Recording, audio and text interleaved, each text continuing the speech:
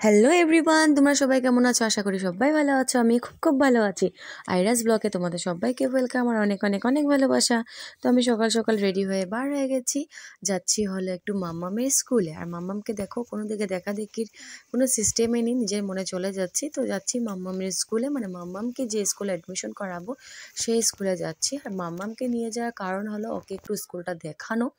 আগেও আমি গিয়ে আসছিলাম, কিন্তু তখন মাম্মামকে নিয়ে নিই। তো রাহুল বলছিল আজকে যাবো যখন ওকে নিয়ে যাব, ওকে একটু দেখিয়ে আনি। কিন্তু ফার্স্ট ডে যখন ফট করে ওকে নিয়ে যাব তো নার্ভাস হয়ে যাবে, তো আগের থেকে ওকে অল্প দেখিয়ে আনলে ভালো হয়। তাই চলো, আর এখানে দেখো কতগুলো মাঙ্কি, তাই ওকে নিয়ে যাওয়া। আর আমরা যাচ্ছি হলো আমাদের ঘরের পিছন দিয়ে একটা রাস্তা আছে শর্টকাট পাথার দিয়ে, সেখান দিয়ে যাচ্ছি। মেন রোড দিয়ে যাচ্ছি না। মেন রোড দিয়ে রাহুল বলছে যে আজকে যাবো না, এদিকে চলো, মানে জলদি হবে। আর তোমারও রাস্তাটা ভালো করে চেনা হবে, কারণ আমি এদিক দিয়ে বেশি যাইনি। কারণ কি, ও বললো যে সবসময় তো আমি ওকে নিয়ে আসতে পারবো না, তো কোনো সময় তোমারও ওকে আনতে যেতে হবে বা দিয়ে আসতে যেতে হবে সকালে, তাই চিনে রাখা রাস্তাটা ভালো করে দরকার। তাই এদিক দিয়ে চলো, তাই এদিক দিয়ে যাচ্ছি।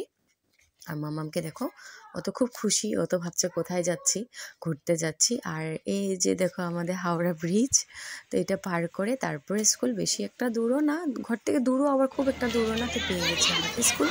স্কুলটা ভালো করে তোমাদেরকে অন্য কোনো ব্লকে দেখাবো।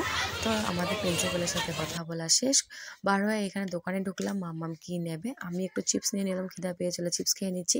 আর মাম্মাম দেখো, মাম্মামের তো হাতে পুরো দোকান, চিপস, ভুজিয়া, চকলেট। আর মাম্মামের মানে টিচারও খুব আদর করেছে, আজকে চকলেটও দিয়েছে। তো ও খুব হ্যাপি, তো বলছে মা আমি আসবো স্কুলে, কারণ মানে ম্যামে ওকে আদর করেছে। তো ও মানে খুশি হয়েছে, বলছে হ্যাঁ হ্যাঁ মা আমি স্কুলে আসবো।